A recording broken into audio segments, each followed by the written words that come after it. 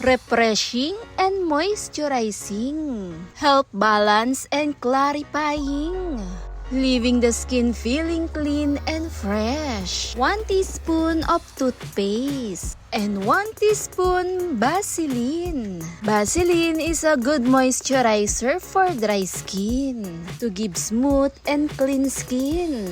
At dito nga sa dalawang kombinasyon na pinagsama, hinalo ko nga po ito hanggang makita ang tamang texture niya.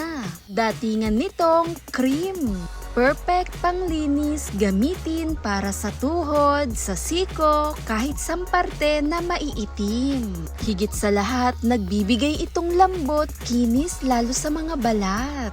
Kahit pang araw-araw natin itong gamitin, ay pwede rin po makakatulong lalo sa mga dry skin nating putis na binabalik nito sa lambot at kinis. At dito nga, dahan-dahan ko nga itong ia-apply sa aking balat. Sobrang refreshing, malambot lalo na pag ginamit at nakaka-relax cooling effect. Parteng tuhod, siko, i-massage natin to. Pwedeng isabay bago tayo maligo, ibabad ng 15 to 20 minutes. Napakaganda ng dala ng Vaseline na nagbibigay moisture, lambot lalo sa balat.